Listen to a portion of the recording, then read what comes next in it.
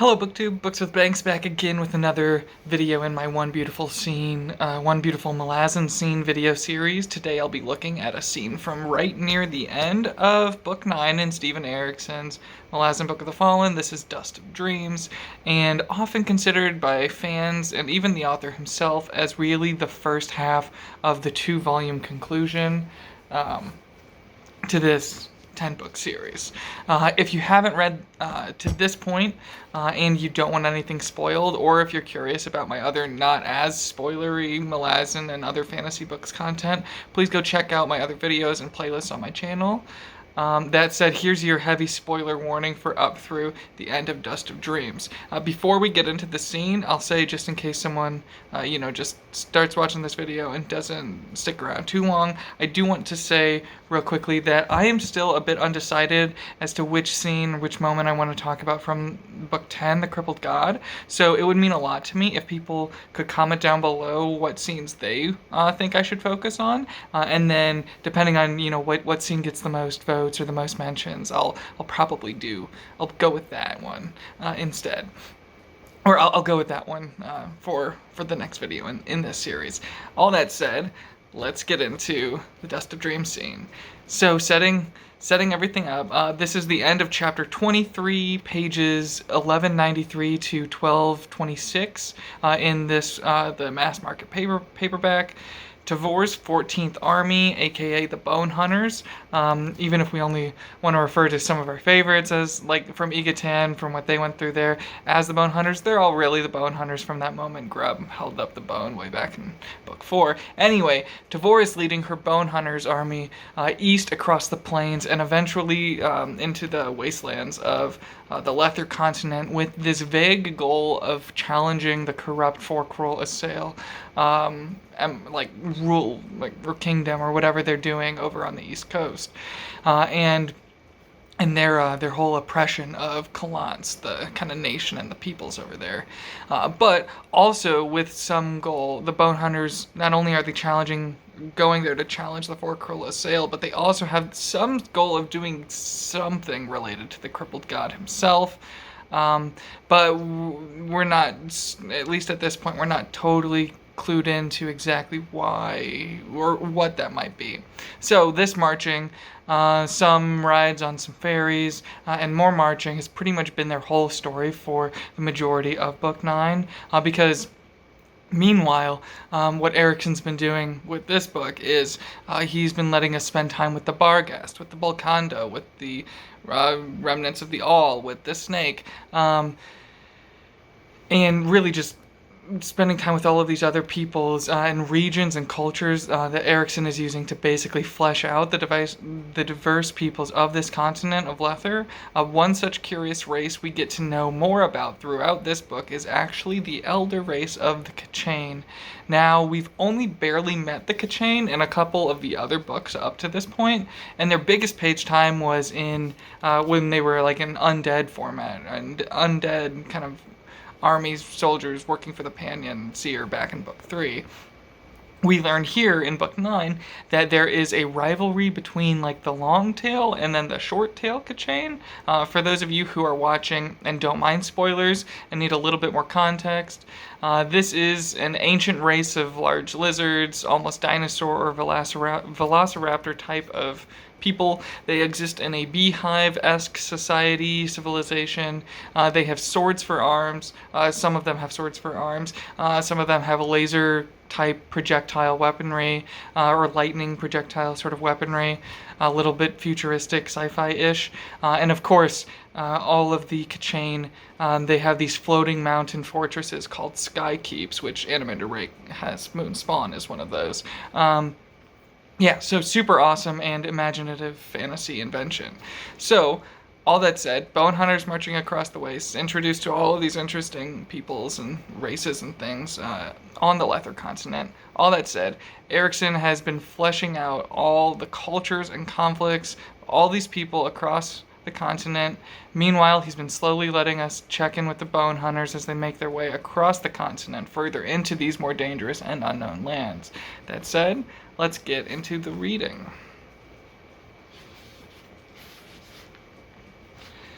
There was no road leading them through the wastelands, no road to take them to their destiny, whatever destiny that happened to be. Accordingly, the companies marched in loose units of 6 squads, and each company was separated from the others, yet close enough to those of their own legion to link if need demanded. Groups of 6 squads were arranged as befitted their function. Marines at the core, the mixed units of heavies next, and outside of them the medium regular infantry, with skirmishers forming the outermost curtain. The massive column that was the supply train forged its own route, hundreds of ox-drawn wagons and bawling herds of goats, sheep, cattle, and radara that would soon begin to starve in this lifeless land.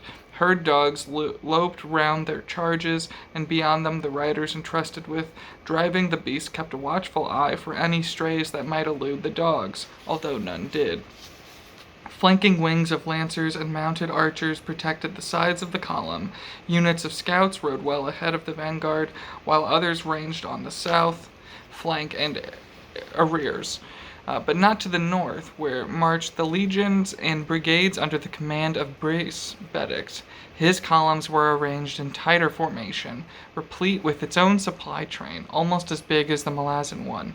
Blue Rose cavalry rode in wide flank, sending scouts deep into the wastes in a constant cycle of riders and horses. Okay. So let's just pause here at the beginning to admire this really kind of cinematic, broader introduction. We can so easily see something like drone or crane footage just sweeping over the movements of these armies as Erikson describes them. And as we go from this grand kind of epic wide shot stuff and narrow slowly down to the character of Benedict, who really for the whole book he's been an outsider to the Malazans, but slowly he's been growing more of this like kindred spirit and admiration for them. Anyway, moving on. Mounted, Commander Benedict rode to the inside of his column, close to its head. Off to his right at a distance of about 200 paces were the Malazans. Riding beside him on his left was Erinecht, and they were in turn trailed by a half-dozen messengers. The heat was savage, and the water wagons were fast being drained of their stores. The leathery herds of Myrid and Radara could manage this land better than sheep and cattle, but before long even they would begin to suffer. The meals at the beginning of this trek across the wastelands would be heavy on meat, Briss knew, but then things would change. What lay beyond this forbidding stretch of dead ground? From what he could glean, and rumors served in place of any direct knowledge, there was a desert of some sort, yet one known to possess caravan tracks, and beyond that the plains of the Elan people, a possible offshoot of the All. The Elan plains bordered on the east the kingdoms and city-states of Calans and the Pellissier Confederacy. The notion of taking an army across first the wastelands and then a desert struck Briss as sheer madness.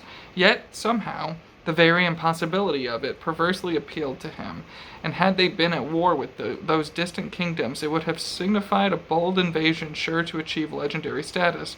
Of course, as far as he knew, there was no war, and no cause for war. There was nothing but ominous silence from Calance.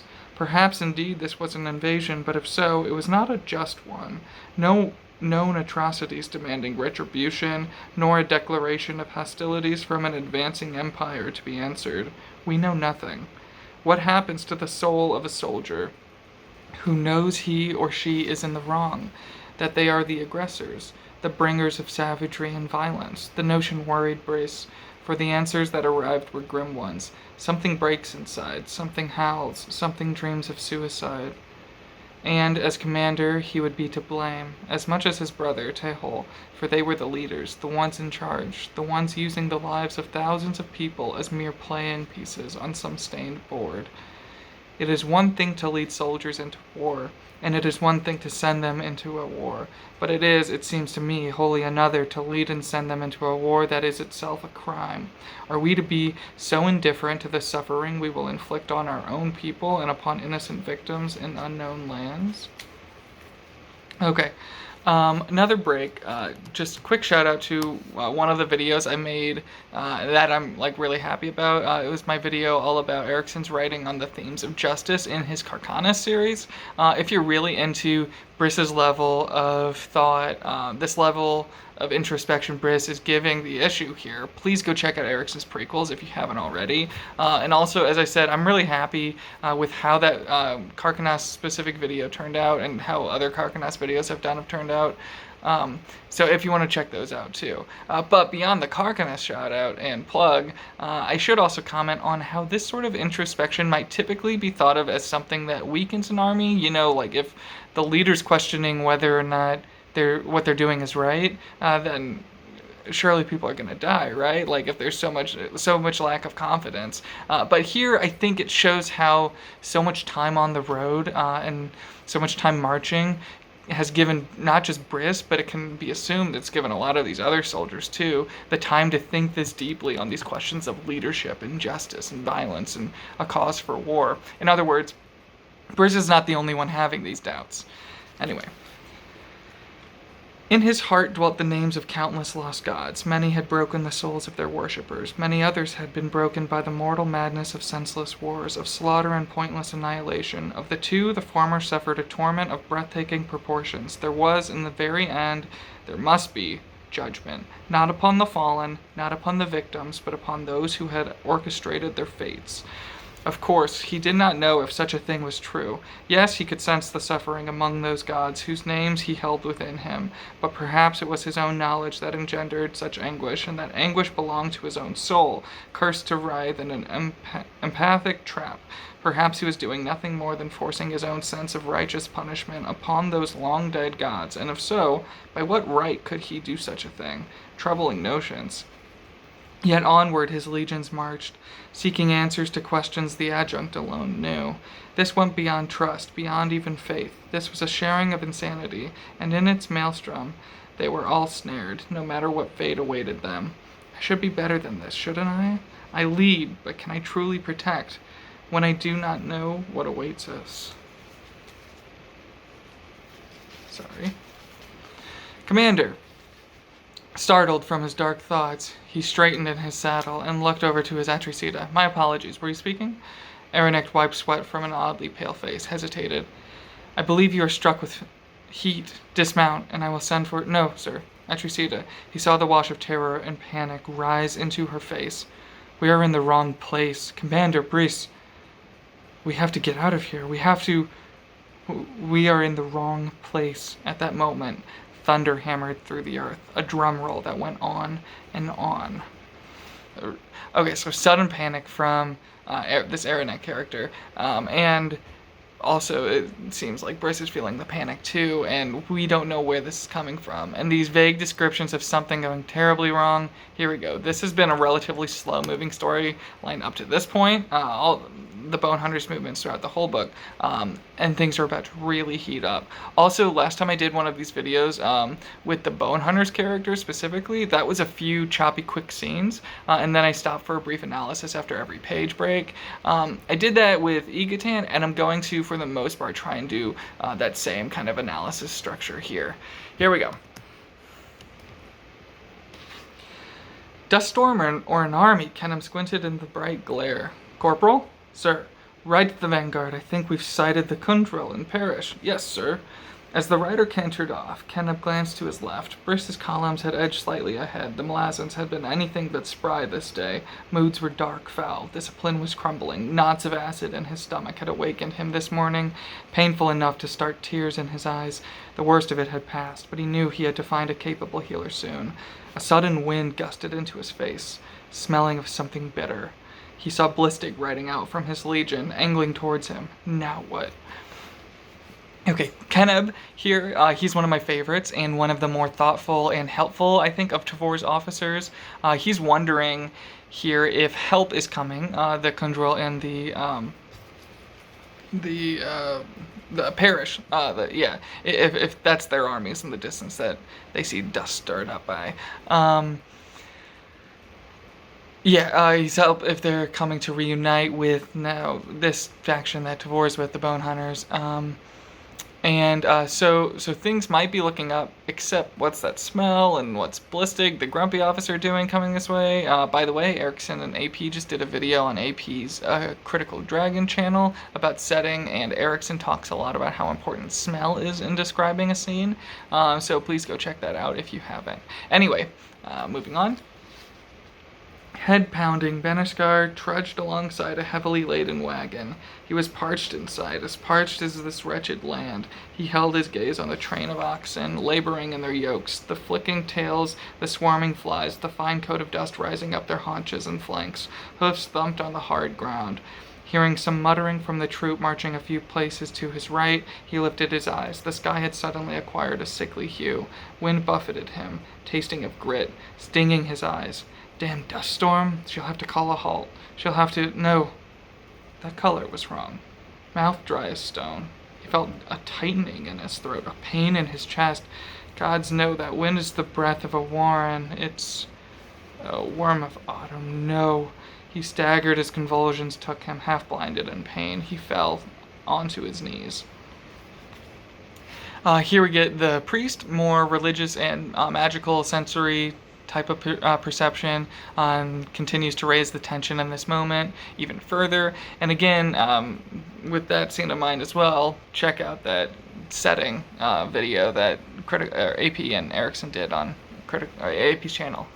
Okay, continuing on. Sergeant Sunrise dropped his kit bag and hurried over to the fallen priest's side. Rumjugs, get Benedict. He's looking bad here. He's a drunk, snapped Sweetlard. No, looks worse than that, Rumjugs. I'm going.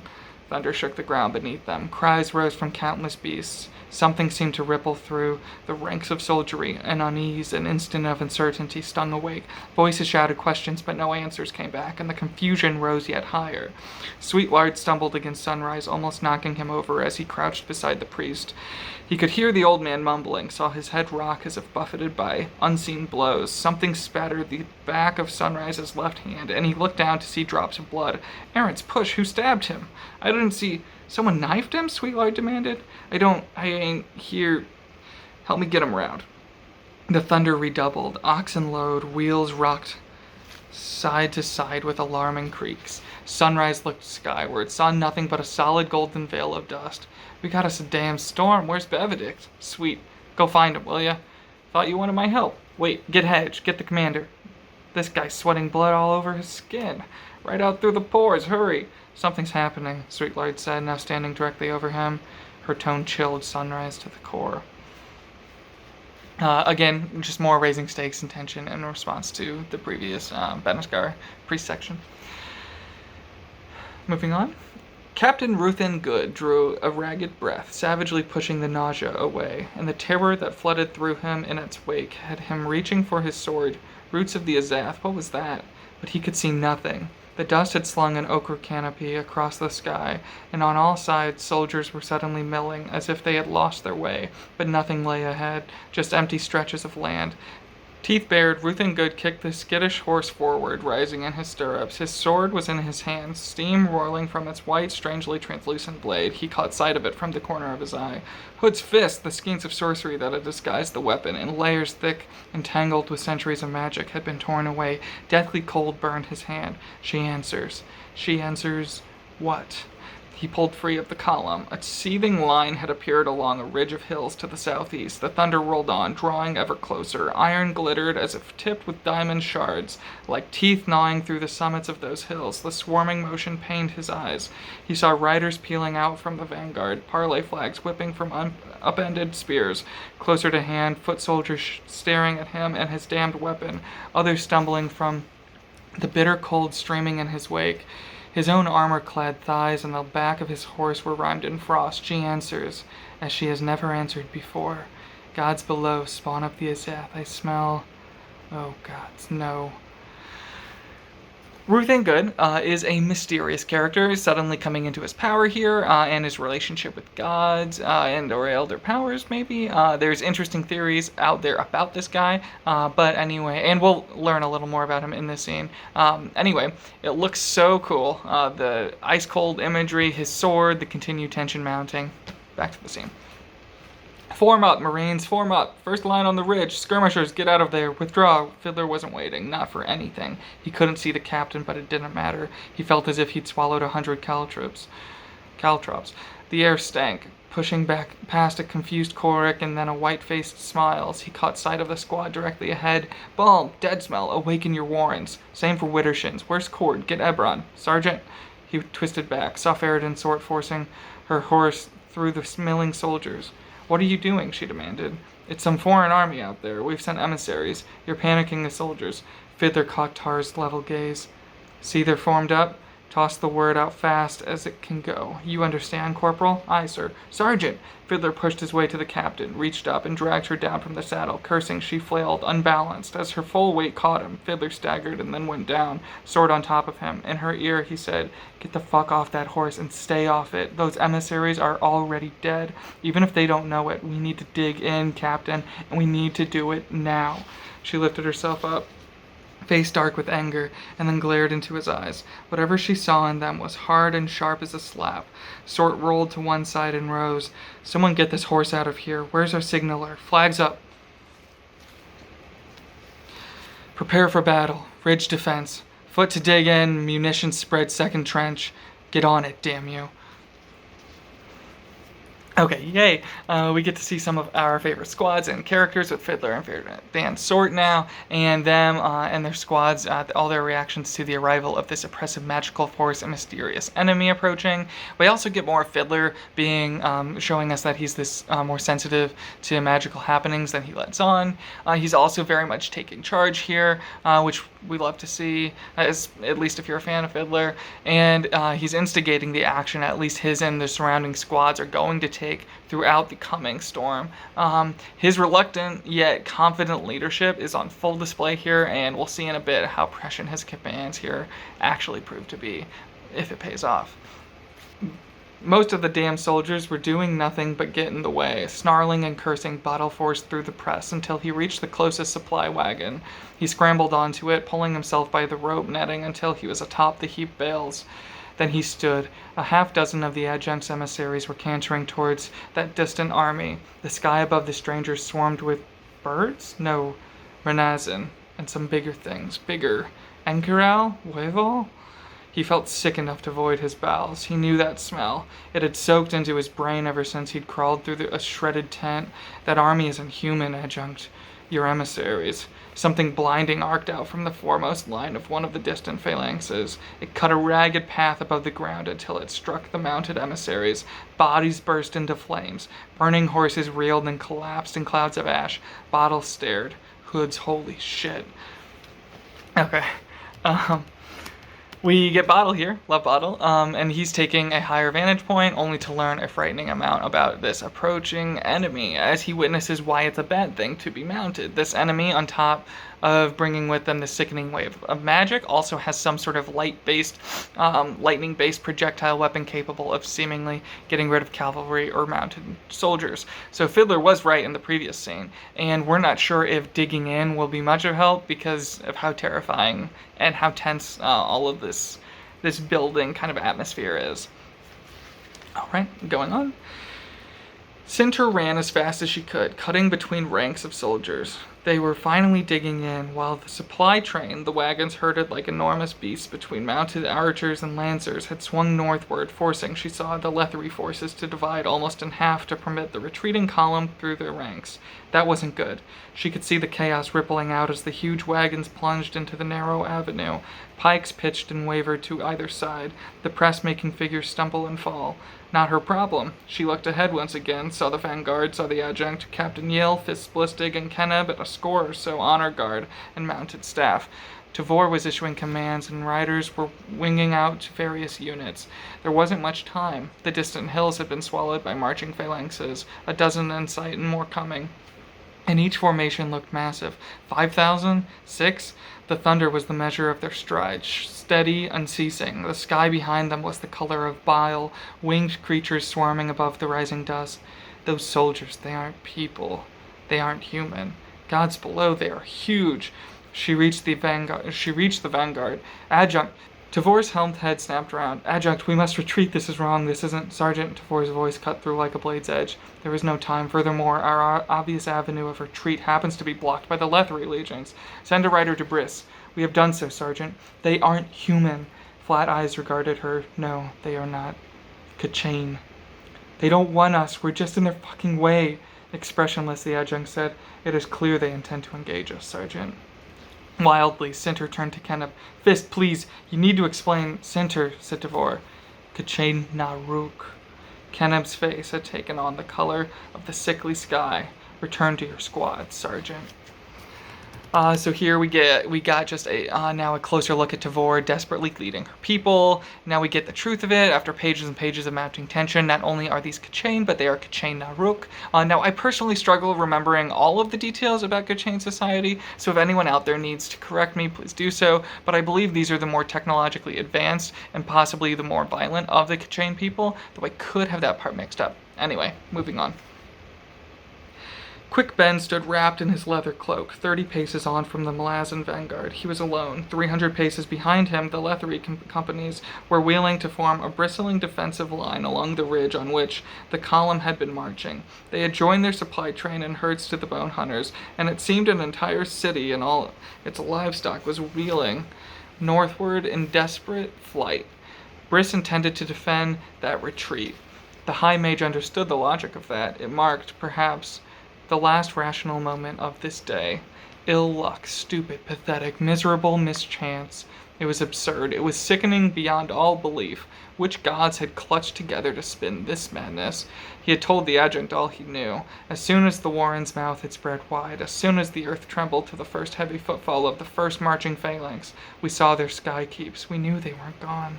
We knew they were gathering. But that was so far away and so long ago now. The reek of their oils was heavy on the wind that still poured from the warren. Beyond the ochre veil he could see a deepness, a darkness that did not belong. They have come here, to the wastelands. They have been this way before. Ambitions and desires spun like ash from a pyre. All at once it was clear that nothing was important, nothing beyond this moment, and what was about to begin. Could anyone have predicted this?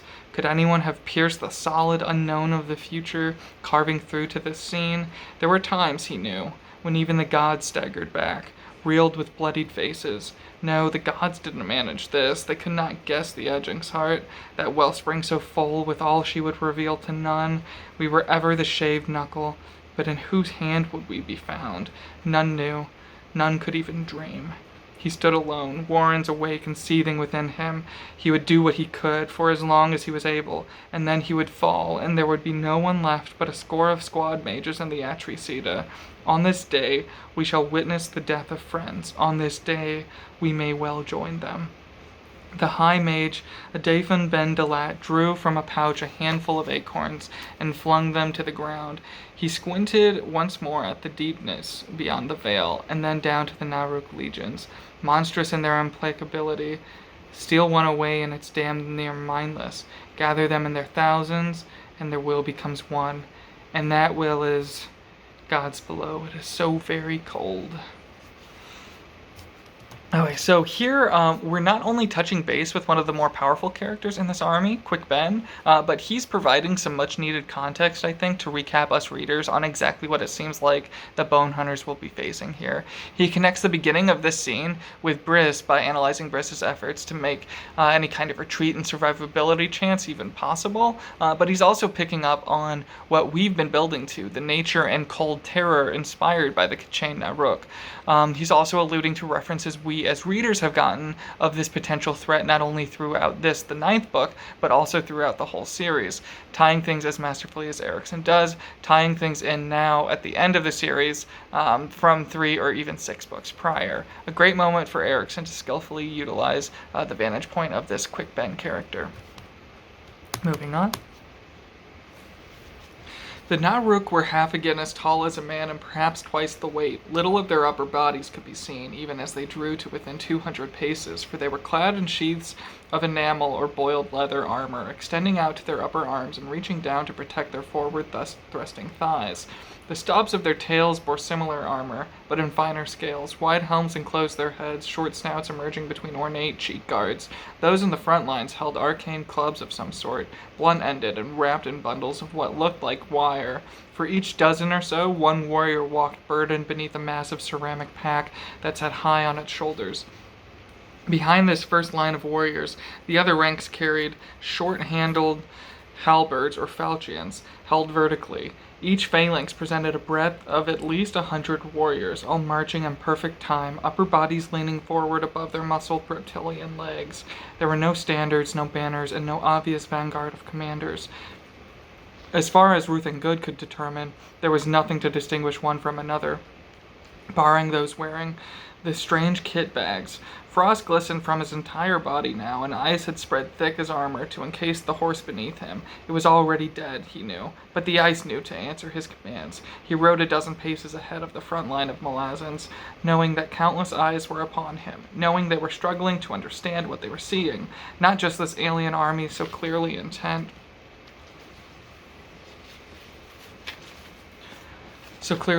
on their annihilation, but Ruth and Good himself, out here astride a horse sheathed in ice, the ice murky with hints of the form it had engulfed. He held the Storm Rider sword as if it was an extension of his forearm. Ice had crept up to his shoulder, gleaming yet flowing as would water. Eyeing the Naruk, he muttered under his breath, "Yes, you see me, you mark me, send your fury my way. First and last, strike me." Behind him, from haphazard trenches, an ominous hush. The bone hunters crouched as if pinned to the ground, caught unawares, so rocked by the unexpected impossibility of this, that not a single defiant shout sounded, not a single weapon hammered the rim of a shield. Though he did not turn round, he knew that all motion had ceased, no more orders to be given. None were, truth be told, necessary. By his rough count, over 40,000 Naruk were advancing upon them. He almost caught an echo of the cacophony, only moments away, as if the future's walls were about to be shattered, flinging horror back into the past. To this moment, to ring deafeningly in his skull. Too bad, he muttered. It was such a pretty day. Okay, so again here we kind of get this more zoomed out cinematic introduction here with like introducing kind of just a narrator introducing the Naruk, but then we zoom into Ruth and Good, his character, what he's doing, as Erikson is about to use him to instigate much of the real action. And he's also continuing to filter in more details about the Naruk and their technological weaponry through this, kind of zooming in. Erikson also uses this scene to build intrigue and mystery with the Ruth and Good character and promise his particular upcoming heroics. Let me also take this moment to comment on how at least my heart, and hopefully everyone else's, should be racing, but by Ruth and Good commenting on the Marines digging in, laying low, we get the sense of how slowed down everything is, because that's a scene we read a few pages ago. We saw them begin that work a few pages ago. So our hearts are racing, but by jumping from head to head, it's sort of like Erikson has created this really interesting, powerful, almost slow motion effect, I think. And I think it works really, really well. Moving on. Hood's breath, who is that? Adjunct Tavor's eyes narrowed. Captain Ruth and Good. That's what I thought, Lestara Yield replied. What's happened to him? In answer, the adjunct could only shake her head. Lestara shifted on her horse, free hand drifting to the knife at her belt, and then twitching away. Sword, you idiot, not the knife, the stupid sword. A face drifted into her mind. Henar Vegolf. He would be with Brace right now, ready to set off with orders. The Lethari were set back, forming two distinct outside flanks, like the outer bends of a bow. They would witness the collision of the front lines, and then, she hoped, they'd quickly see the suicidal insanity of standing against these damned lizards, and Briss would deliberately rout his army. Get the Hood out of here. Leave all the gear behind. Just flee. Don't die like us. Don't stand just because we're standing. Just get out, Briss. Hinar, I pray you. I beg you. She heard horse hoofs and glanced over to see Fiskkenham riding down the length of the humped berm, passing the ranks of his Duggan soldiers. What's he doing? He was riding for Captain Ruth and Good, Tavor spoke. Sound horn signaler, order Fiskkenham to personally withdraw. A blast of wheels lifted into the air. He's ignoring it, Lestara said. The fool. And this is how Erikson gets us even more emotionally invested in the tension of the scene by throwing Kenneb into this kind of perilous moment. He's now riding out on his own, letting us kind of helplessly witness it. And at this point, we've seen what happened to the mounted nameless emissaries. We know the magical power of Quickben and Ruth and Good, the only two so far that are kind of separate from the army in any real way to make themselves targets. But we also know that Kenneb is just an honest-to-God man, seemingly writing to help Ruth and Good, but he can't see inside that magical, mystical character's head the same way we can. So we're panicking for Kenneb right now. Yeah. Moving on. Quickben caught sight of Ruth and Good, and he grunted, "I'll be damned, a male bit Nerus horse-spawned storm rider. Who knew? But what was he doing out front like that?" After a moment, the High Mage swore under his breath, "You want him to take you first. You want to draw them to you. You're giving the Bone Hunters a dozen heartbeats to realize what they have to deal with. Captain Ruth and Good, or whoever you are. Gods, what can I possibly say? Go well, Captain. Go well." Quick scene, just a quick Ben scene, but in this, Erikson continues to use Ben to help him describe and kind of contextualize some of the more magical stuff happening here. Also, Ben, now like us, recognizes more about why it's not necessarily bad or terrible for Ruth and Good to be out there by himself, but this only furthers our panic by contrast for Kenneb. Moving on. Swearing, Kenneb savagely drove his spurs into the flanks of his mount. That was Ruth and Good, and if the fool wasn't what he pretended to be, then the Malazans needed him more than ever. The man could be a damned god, but single-handedly charging those things will still see him chopped to pieces. Ruthann, we need you, whoever and whatever you are. We need you alive. Could he reach him in time? No, for God's sake, no. Take care of yourself. Don't worry about Ruthann. That's kind of what's going through my mind, and I expect it's going through a lot of other people's minds too. Also, I'm breaking here to say I'm just going to read through a number of quick moments instead of breaking after each one, because now they're getting shorter and shorter. Just to ramp up the tension and keep the pace going even more. Here we go. Captain Scanaro kicked at one of her soldiers, pushing the idiot back into the shallow trench. "Keep digging," she snarled, and then returned her attention to that gleaming figure riding out towards the lizards. "You stupid lying bastard! A storm rider? Impossible. They live in the damn seas. Ruthann, please, what are you doing?"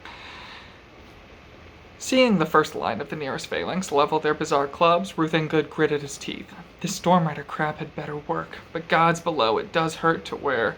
He wheeled his mount to face the Naruk, and then raised high his sword. Sunlight flashed through the ice. A rider was coming up from behind and to his left.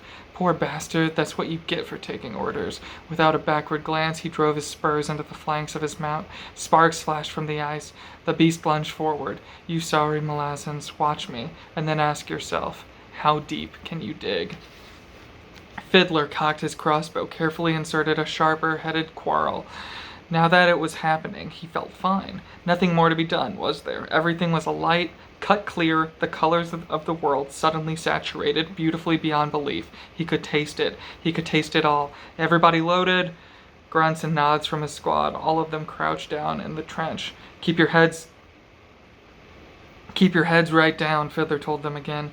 We'll hear the charge, count on it. Nobody pokes up for a look until my say-so, understood? He saw a few squads down. Balgrid edging up for a look. The healer shouted, "Good's charging them!"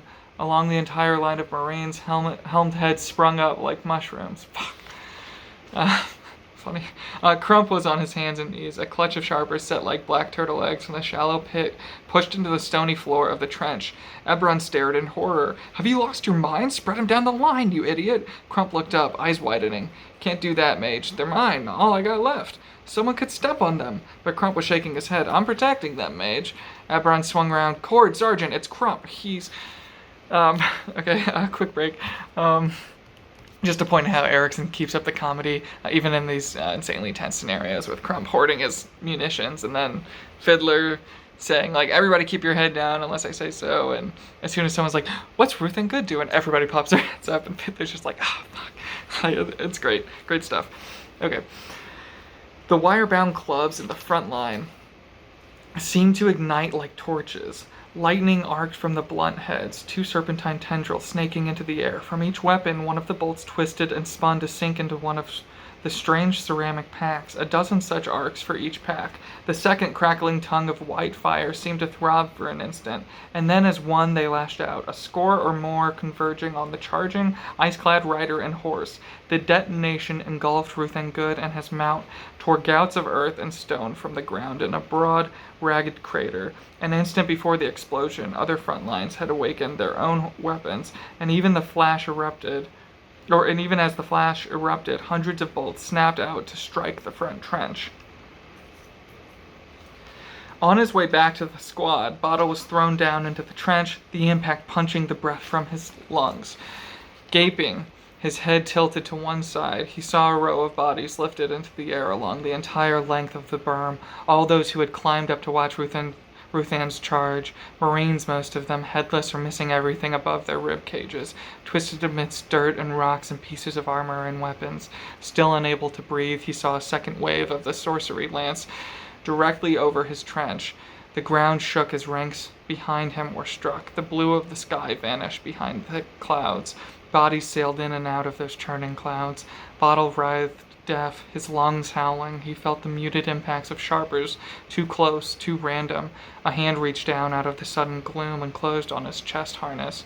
He was dragged out from the slumped side of the collapsed trench. Bottle coughed out a mouthful of earth, hacked agonizing breaths, his throat afire.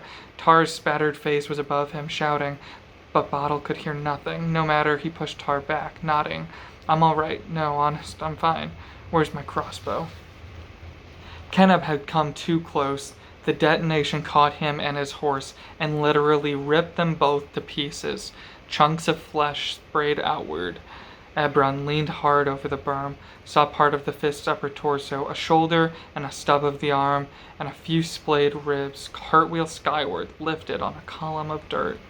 Even as the mage stared, disbelieving, a sorceress bolt caught him dead center on his sternum. It tore through him, disintegrating his upper chest, shoulders, and head. Limp howled as one of Ebron's arms flopped down across his thighs, but no one heard him. Let's break here, out of respect for Fist Kenneb, who's one of my favorite characters, and also some of these other people who are the Marines who are dying in this moment. But also, let's appreciate how in these few sections, Erikson has so effectively conveyed the deafening cacophony of battle, and how both Bottle and Limp, they can't hear the screen. No one can hear them because everything's chaos, everything's madness, and it's tragic and traumatic. Okay. They had seen Quick Ben, but had elected to ignore him. He flinched as the first waves of lightning plowed into the defenses along the ridge. Thunder rattled the ground, and the entire facing side of the Bone Hunter army vanished inside churning clouds of dirt, stone, and dismembered bodies. He saw the nodes recharging on the shoulders of the drones. How long? No idea, he whispered. Little acorns, listen. Go for the drones, the ones with the packs. Forget the rest, for now. Then he set out, walking down towards the nearest phalanx. The Naruk front was less than 100 paces away. They had seen him, and now they took note. Lightning blistered all along the front line. Horse clambering drunkenly from the crater, Ruthangood shook his head, readying his blazing weapon. Dirt streamed down his back. Beneath his smeared, steaming armor, he spat grit. That wasn't so bad now. Directly in front of him, 20 paces away, looming huge, the front line. Their eyes glittered like diamonds within the shadows beneath the rims of their ornate helms. The fangs lining their snouts glistened like shards of iron. He had an inkling that they had not expected to see him again. He rode over to say hello. Crossbows at the ready, Fiddler yelled. Go for the nodes. The what? The lumpy ones. That's where the magic's coming from. Korik scrambled to crouch beside Fiddler. The man was sheathed in bloody mud. Who pops up for a look? Fid? I will, said Korab, surging upward and clawing up the berm. God's below. That captain's still alive. He's in the ranks. As Korab made to clamber out of the trench, clearly intending to join Good and charge the whole damned phalanx, Tar reached out and dragged the fool back down. Stay where you are, soldier. Get that crossbow. No, that one there. Load the fucker. Range, Korab? Fiddler asked. 40 and slow, Sergeant. That captain's carving right through him. Won't matter much. I don't care if he's got Open's poker up his ass. He's only one man. We should help him. We can't, Korab, Fiddler said. Besides, that's the last thing he'd want. Why do you think he went out there on his own? Leave him, soldier. We got our own trouble come knocking. Korik, you take the next look. Count to 10. Count of 10. 9, 8, 7. I ain't getting my head blasted off. Fiddler swung his crossbow round to point at Coric's chest. 4, 3, 2, 1. Up you go. Snarling, Coric scrambled upward, then was back down almost instantly. Shit! 25 and picking up speed. Fiddler raised his voice. Everyone ready. The nodes. Hold it, now. Head led his bridge burners just to the rear of the last trenches. I don't care what Quick thinks, he's always had backup. He never went it alone, ever. So that's us, soldiers. Keep up there. Sweetlard, look at Rumjugs. She ain't even breathing hard. She's forgotten how, Sweetlard gasped. Remember what I said, Hedge reminded them. Bridge burners have faced worse than a bunch of stubby lizards. This ain't nothing, right? We gonna win, Commander? Hedge glanced over at Sunrise and grinned. Count on it, Sergeant. Now, everyone, check your munitions and remember to aim for the lumpy ones. We're about to pull into the open. A concussion shook the very air, but it came from the Naruk lines. A billowing black cloud rose like a stain of spilled ink. Guys, what was that? Hedges' grin broadened. That, soldiers, was Quick Ben. Another quick pause to address how Erikson uses a sort of kind of casual, work-focused minded attitude, despite the horrible drama of the violence around them, to give us these scenes that move the action forward, but also put a smile on our face, thinking about how well these soldiers all know each other at this point. And the smile, it's a nervous smile for sure, but we're still kind of chuckling along with them nonetheless. Lightning arced out from hundreds of clubs from multiple phalanxes to either side of the one he had attacked. The bolts snapped towards him, then slanted off as Quick Ben flung them aside. And I ain't Tashrin, and this ain't Pale. Got no one behind me, so keep throwing them my way, you damned geckos. Use it all up. The first dozen or so ranks of the phalanx he'd struck were down, a few writhing or feebly struggling to rise with crushed limbs and snapped bones. Most were motionless. Their bodies boiled from the inside out. As he walked towards those who remained, he saw them regrouping, forming a line to face him once more, the huge falchions and halberds lifted in readiness. Quick Ben extended his senses until he could feel the very air around the creatures, could follow currents of that air as they slipped through gills into reptilian lungs. He reached out to encompass as many of them as possible, and then he set the air on fire. Lightning shunted from the high mage, careened off into the sky and out to the sides. Sergeant Sunrise shrieked as one bolt twisted and spun straight for Hedge. He flung himself forward, 3 paces that seemed to tear every muscle in his back and legs. He was a bridge burner. He was the man he had always wanted to be. He never stood taller, never walked straighter, and all because of Hedge. See me, Sunrise? He was smiling as he flung himself into the lightning's path. Hedge's sergeant erupted, blinding white, and then where he had been was nothing but swirling ashes. His soldiers were screaming behind him. Spinning, Hedge shouted, Everyone down to the ground! We'll wait it out! We wait it out! Fuck you, Quick. This isn't Pale, you know. And you ain't Tashrin. Great bridge burner humor, sort of interwoven with callbacks to the first book of the series. Also tragedy, obviously. It's tragic. Sunrise has been killed. A lot about this scene has a feeling of, oh no, we've been heading towards a terrible battle climax like this for the whole series.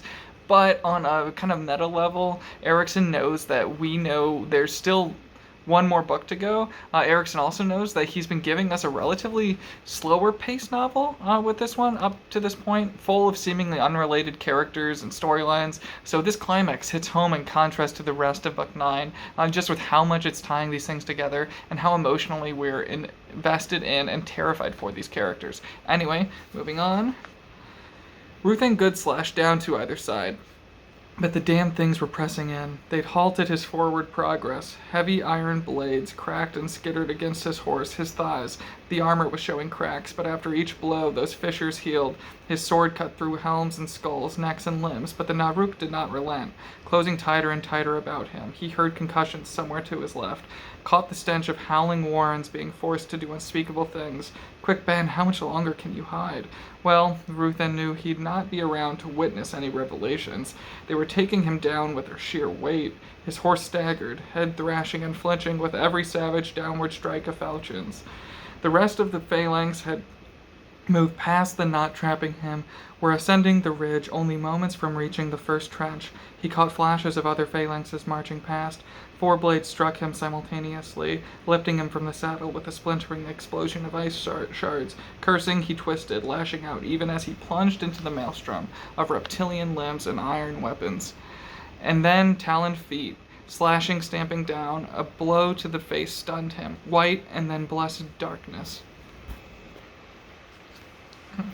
12 paces, the surviving Marines rose as one from the foremost trench. Crossbows thudded, sharpers cracked, and burners ignited. Directly before Fiddler, he saw his bolt glance off a node and then explode immediately behind the lizard's head. The helm went spinning, whipping fragments of brain and bone in a wild, cavorting tale of gore. The node blackened and then exploded. The concussion threw Fiddler back, down into the trench. Pieces of hide and meat rained down. Half-winded, he struggled to reload his lobber. One last cusser. Gotta get rid of it before it goes up like those sharpers down the line. Gods, we've been chewed up. Shadow swept over the trench. He looked up. The Naruk had arrived.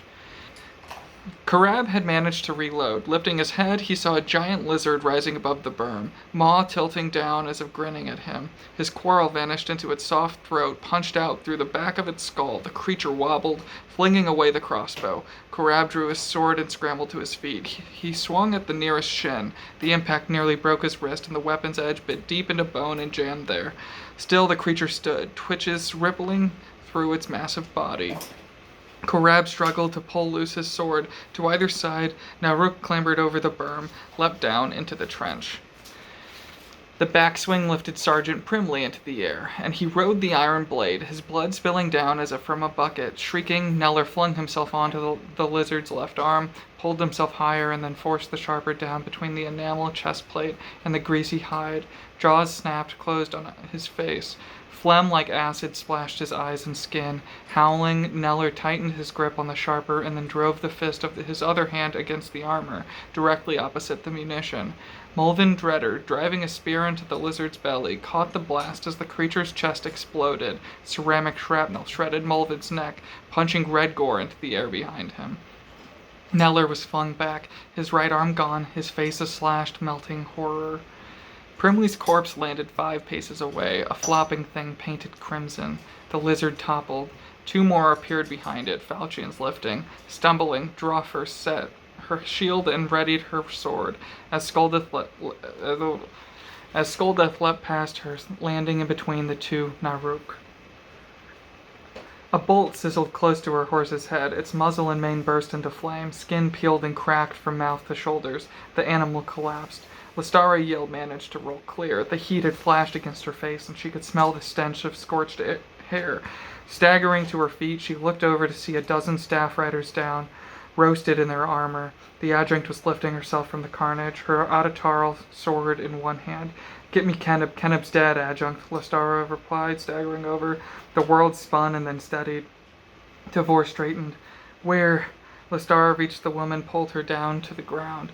"You shouldn't even be alive, Tavor. Stay here. You're in shock. Stay here. I'll find help."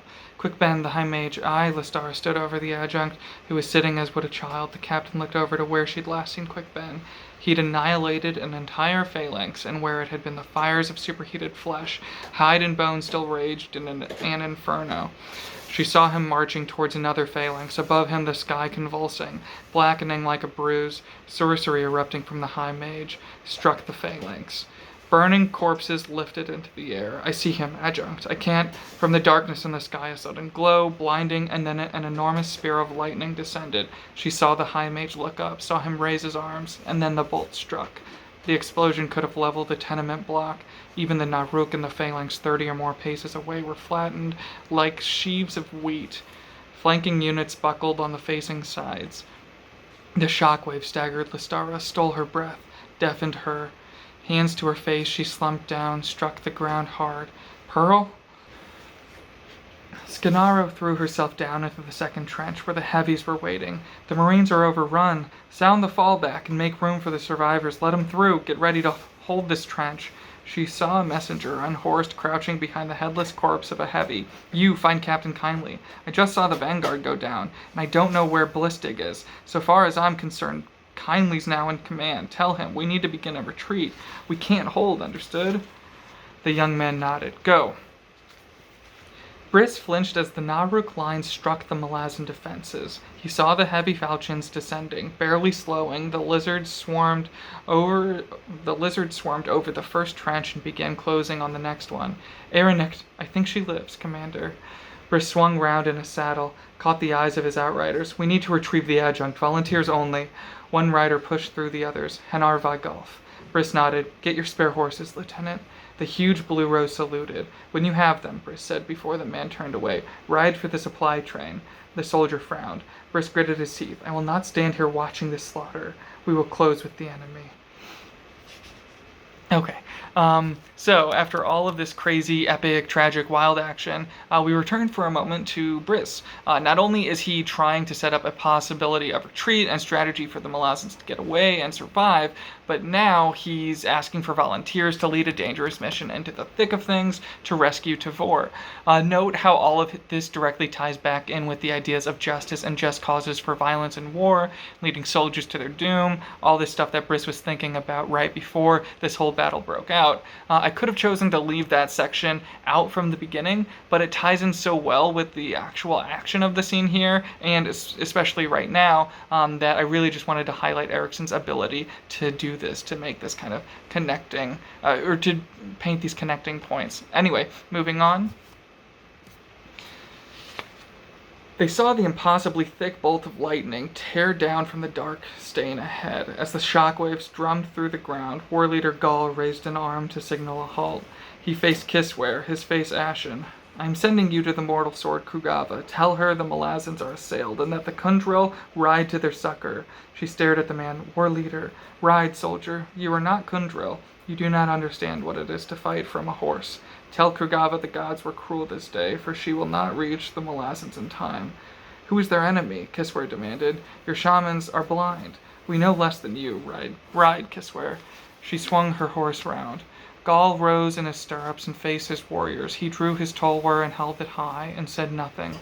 In answer, 6,000 weapons were freed and lifted skyward. Gall pulled his horse round. "Ride ahead, Rathula, until you sight the enemy." The woman kicked her mount into a gallop. After a moment, Gall led his army after her, at a quick canter, and the sound of thunder grew louder, and the yellow sky deepened to brown, in which flashes bloomed like wounds. He wondered what his wife was doing.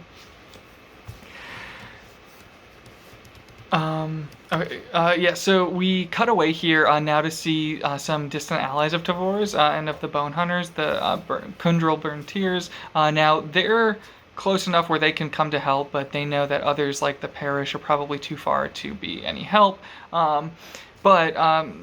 These Kundril, led by Gall, they're going to ride to this battle and at least witness some of what we, the readers, have been suffering through with the Bone Hunters for the previous several pages.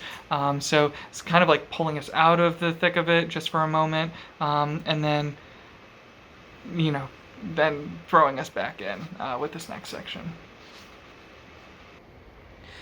Worse than chopping down trees, Fiddler gave up trying to hack through legs and began hamstringing the bastards, ducking the slashes of notched weapons, dodging the downward swings. The surviving Malazans had been driven from the first trench, were now struggling to hold a fighting withdrawal across the 10 paces to the Heavy's trench.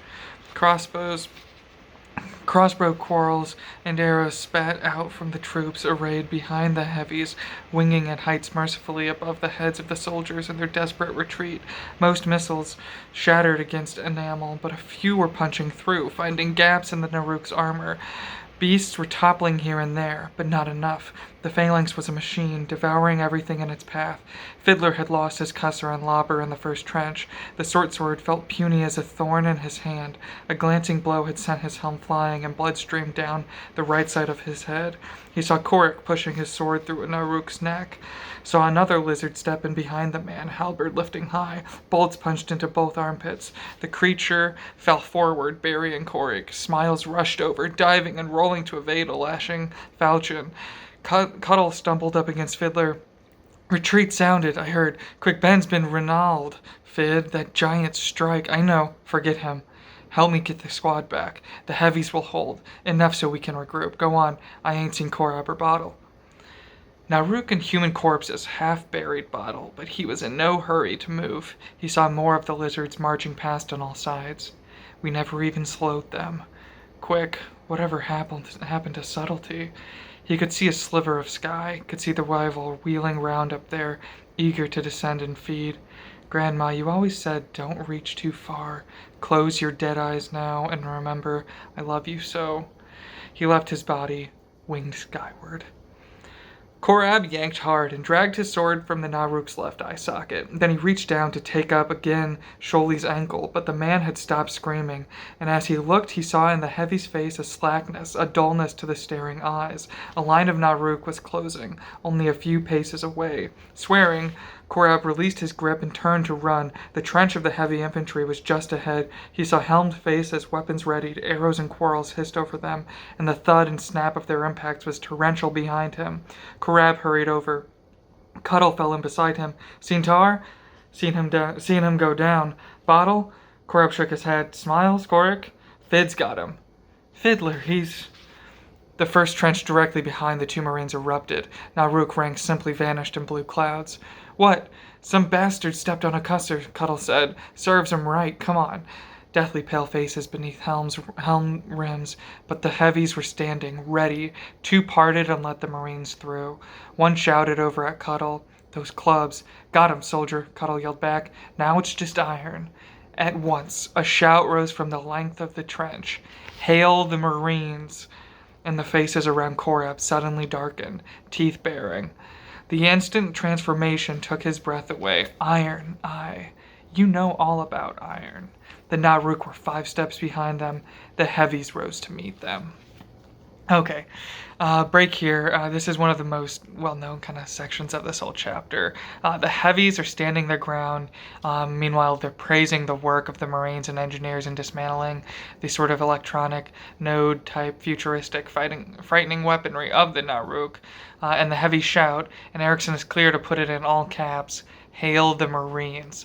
I'm sure this is a well-known quote from the scene, and it is powerful in its acknowledgement of all the terror of battle we have just lived through with these, a collection of our favorite characters, and now they're retreating behind the line of Heavies, and this praise extends to all involved in this fight, from the officers to the engineers to the Heavies, all the Marines, all that have and continue to stand at the front lines against the Naruk.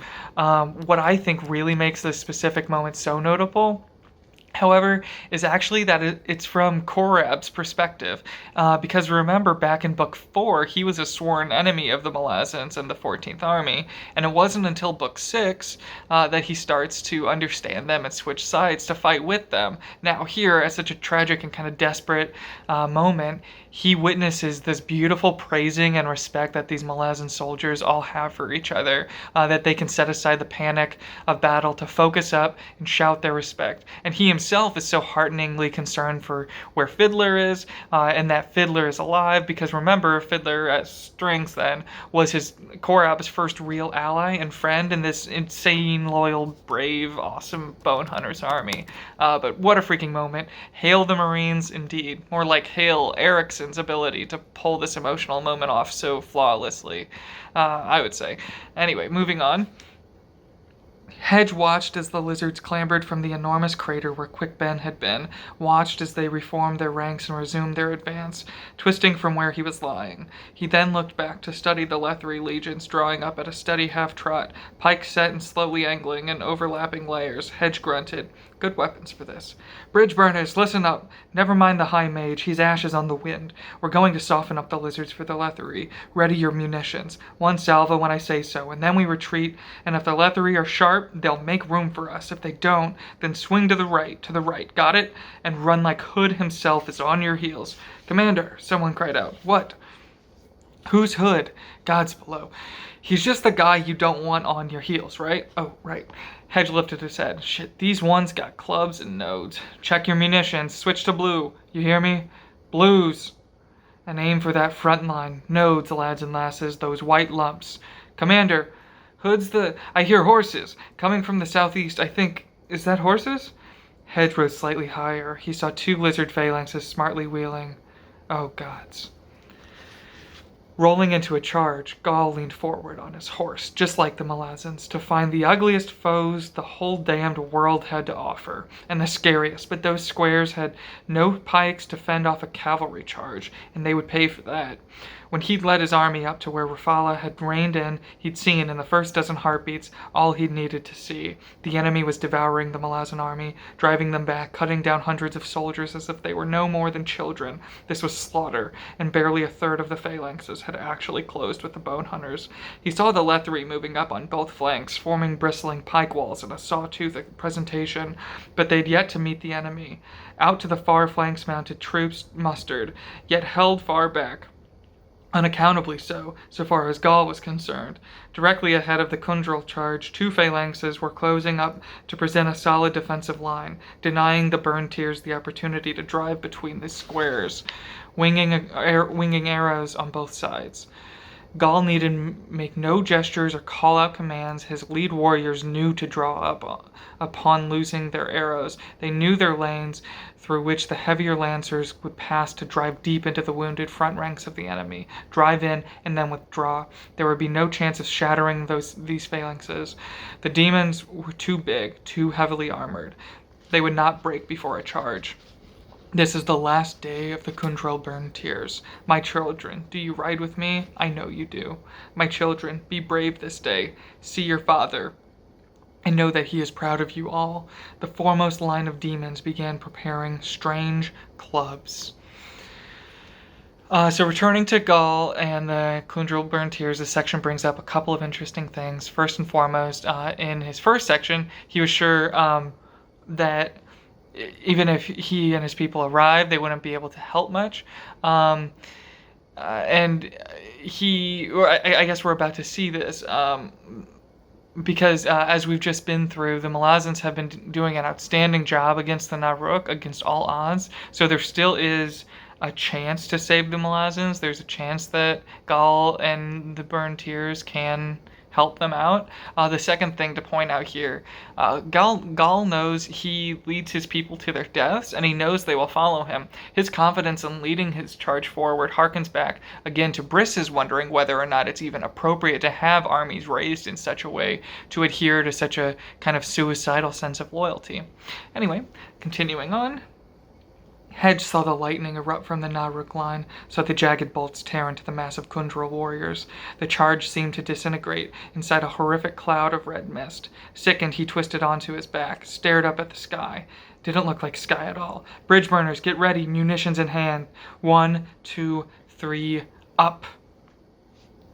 Briss had thought the bodies lying on the ground ahead were corpses. They suddenly rose, 40 or 50 in all, and flung objects at the front line of the Naruk. The small dark grenados splashed as they struck the enemy warriors. An instant later, the Naruk who had been struck began writhing as the liquid ate through their armor, and then their hides. One of the nodes exploded, flinging bodies back. Then another and another. All at once, the front ranks of the phalanx were a chaotic mess. Briss turned to his signaler. "Sound the charge! Sound the charge!" Horns blared. The legions broke into a dog trot, pikes leveled, the sappers were running, swinging to the left and out from the gap between the two forces. They might just make it clear in time. At 6 paces, the Lethri ranks surged forward, voices lifting in a savage roar. The teeth of the saw bit deep. 1, 3 rows, 4. The Naruk phalanx buckled, and then the two forces ground to a halt. Pikes were held in place, infighters armed with axes and stabbing swords pushing between the front line to begin their vicious close work. Falchions flashed high and then descended. Briss gestured. Another messenger came up alongside him. The onager and arbalest units are to draw up on the hill to the east, begin to enfilade, cavalry to provide initial screen until they commence firing.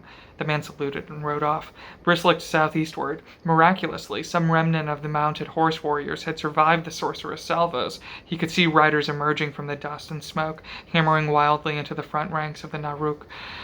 They struck with an inhuman ferocity, and Briss was not surprised. To have come through that would have stripped the sanity of any warrior. He breathed a soft prayer for them in the name of a dozen long-lost gods.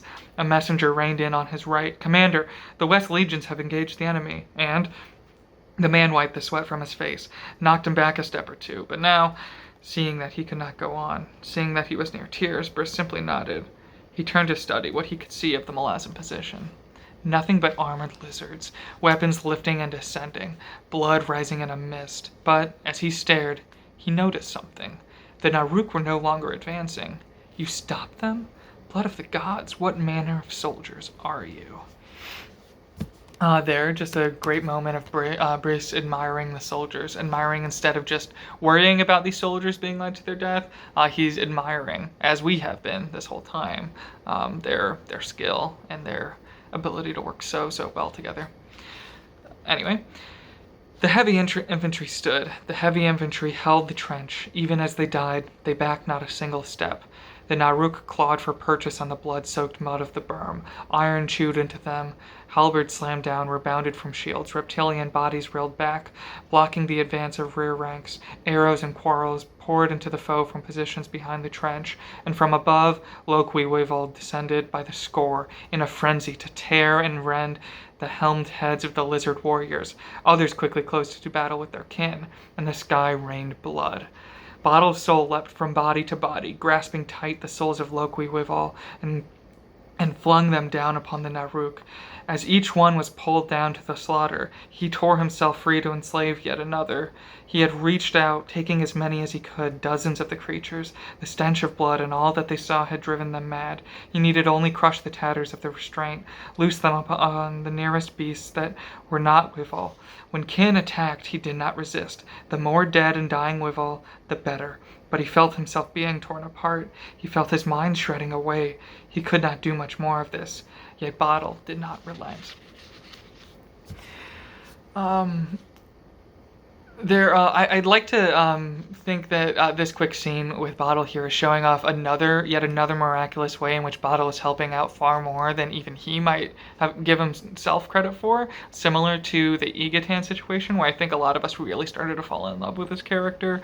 Here we get another moment, kind of calling back to, sort of foundational moments of the Bone Hunters, and now we're seeing through this moment and other similar moments echoes of where they've come from to where they literally now are. All that said, let's finish out this scene. Tar stumbled into a knot of Marines, glared round. "Limp, where's your—" "Dead," Limp said. "Just me and Crump." "Ruffle?" The round-faced woman shook her head. "Got separated. Saw Skim die, that's all."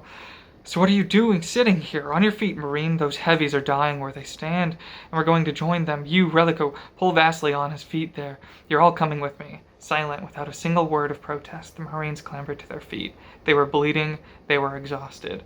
They gathered up their weapons and, Tar in the lead, set out for the trench. Nearby, Herb plucked away the shattered fragments of his shield. Hellion crouched beside him, breathing hard, her face streaked with blood and puke, with more of both drenching her chest. She'd said she didn't know whose blood it was. Glancing at her, he saw her hard eyes, her hard expression. Other soldiers were drawn up behind them. Herb turned. "We do what Tar says, soldiers. Back into it, now." Hellion almost pushed past him on the way to the trench.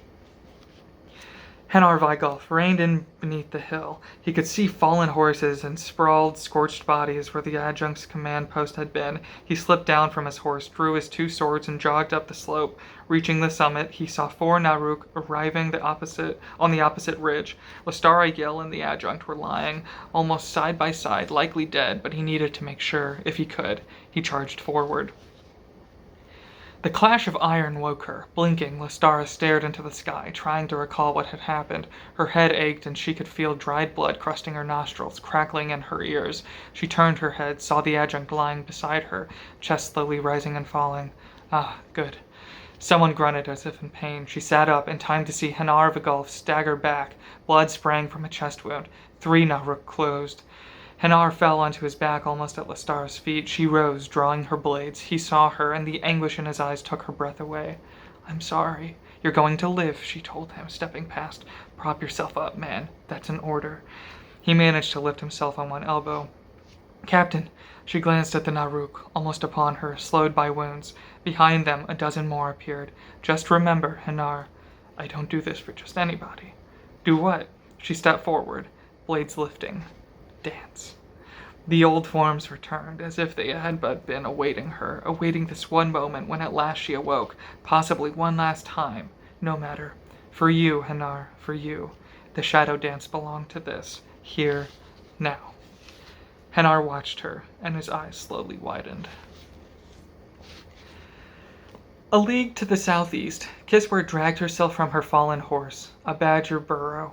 The den mouth of a fox, something. Her horse thrashed, front leg shattered, its screams shrill in the air. Kiswer's left leg was bent in 4 places. The stub of bone thrust through her leggings. She drew a knife and twisted round to study the horse, eyes fixing on a pulsing artery in its neck. Didn't matter. They were all dead. Even if she could have reached the mortal sword in that mad red-haired queen, it wouldn't have mattered. She glanced up. The sky was flesh, and that flesh was rotting before her eyes. Sinter, Badan, bone hunters. Adjunct, are you happy? You killed them all. You killed us all. All right, woohoo! What an epic, outstanding battle. And after all of that, let's just kind of take a moment and think about what we've learned. What have we learned about the Bone Hunters? What have we learned about Erikson's writing style? And what have we learned about how, beyond style, how Erikson has kind of brilliantly structured the scene and the series? First, let's focus on the Bone Hunters. We've learned that even after all of this, after all of the doubting of Tafur and what seemed at times a pretty slow and aimless march across Lether, when it really comes down to it, they're all really damned good at their jobs, and they respect and love each other as much as anyone in their right mind should after going through so much. And we, as readers, we get it. I'd say here's a good point to highlight how I was always relatively impressed and intrigued by the Bridge Burners, but we were at the end of their achievements and their story. When we started the series, we're only seeing the tail end of what the Bridge Burners get up to. On the other hand, we've been through everything with the Bone Hunters, and I think that makes the scene in this cast of characters so much more emotionally engaging and powerful than, say, something like the Bridge Burners going through Corporal at the end of Book 3.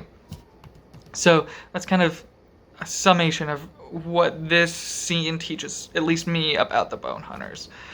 Then, let's move on to Erikson's writing style. He's doing so much here. First, jumping between characters so frequently, he never loses our interest, never loses the tension, and he uses each jump, I think, to smartly highlight different aspects of the battle at hand. Whether this is Bottle and Banaskar noticing all of the magic swirling about and being affected by that, or maybe it's Quick Ben providing further context and description of Ruth and Good, and or the Kachane, or maybe it's the parallel heroic and tragic efforts of Ruth and Good and Fist Keneb. Erikson is showing us different viewpoints, but also accomplishing a multitude of storytelling feats. And that's not even to mention the humor that's so delicately placed in here, never to distract from the seriousness of the situation, but only to, I really think, just to hammer home how human these Marines really are. So yeah, that's just a little bit stylistically that I think, that I think Erikson has been able to pull off with the way that he wrote this scene. But beyond just how he's writing this, what he's using these characters for, let's look at his structure as well. Now, of course, the structure of the scene lends itself well to a mounting sense of tension. In like different video essays and stuff, and interviews with filmmakers, I've heard film analysis people and filmmakers describe tension building as this exercise of like stretching a rubber band, and the longer you can stretch that rubber band, the more tense the scene. So when Erikson has so many viewpoints to bounce between, I think he can more effectively build tension by using the structure of constant POV jumping, quick 1 to 2 page segments. Kind of think about it like a pegboard, and you're stretching the rubber band from like peg to peg, which with each new viewpoint added to the sequence, that's more and more tension on that rubber band. And the more we know about and connect with the characters, or the pegs in this kind of extended metaphor, the sturdier those pegs will hold in their place in the pegboard or in the narrative in our mind. And so I think this works better in, say, like the 9th book of a series as opposed to the first 1 or 2, because by this point, Erikson has shown all of us and let us live through the experiences of so many of these wonderful characters we're jumping between. In the first books, we only hear about like all of the Bridge Burners' experiences. On the point of structure, Erikson is also using the sequence, I think, to juxtapose the pace of this slower novel with such sudden action. But also his callbacks to previous novels' events makes us, the reader, more aware of how unique the structure of this book has been by comparison. This book had no early 1/3 of the way through climax like Book 6. The Bone Hunters did with Egatan, yet Quick Ben, recalling the floating sky keeps he saw around that point in Book 6. And And then you also have Korab's obvious concern for where Fiddler is, harkening back directly to the events of Egatan, and Bottle using his animal communication abilities. So Erikson, I think, is very cleverly reminding us during this really big moment for the Bone Hunters of things that were happening at the beginning of book 6 to really give us this sense of perspective of how far they've come, where they came from. Oh, yeah. So by comparison, I think Erikson is highlighting how different the structure of earlier books was compared with this one. I think he's doing that as well. Also, it should be lost on no one that this volume opens with an author's note in which Erikson explains that this is the first half of really one massive finale volume. And I'm curious as to whether or not he wrote that note, put that at the front here to kind of lower our expectations of getting any such climactic battle like this amazing moment, this beautiful scene in the penultimate volume of the series. Maybe he thought, oh, I'll put that note in there, and then they won't be expecting a big battle at the end. Still, he did it. He managed to surprise us with one, and it really catches us off guard, and it's really very emotional, and I hope my analysis and reading of this scene has helped to highlight a few of the ways in which Erikson's structure, his style, and his character work helps to make this battle one of the most, if not the most, emotionally resonant of all the battles in the series. Anyway, all that said, thank you so much for watching definitely a much longer video like this. If you haven't already, please like, subscribe, comment, share with your friends. I love making these, and I'll only be making one more on the main 10-book series. I mentioned at the beginning of the video, I'll mention it again here, I haven't exactly settled on which scene I want to focus on from that 10th and final volume, so I'd love to see people kind of voting for their favorites. Your favorite moments from the Crippled God down in the comments below. But after I do, I think I'm only going to analyze one scene from that because then I'm dying to move on to The God Is Not Willing and Carcana's scene analyses. Those will still be part of the series, but I might add like a witness in parentheses or a Carcanus in parentheses, like to the YouTube name, the video title, something like that. Anyway, all that said, thank you so much. Have a nice day. Bye.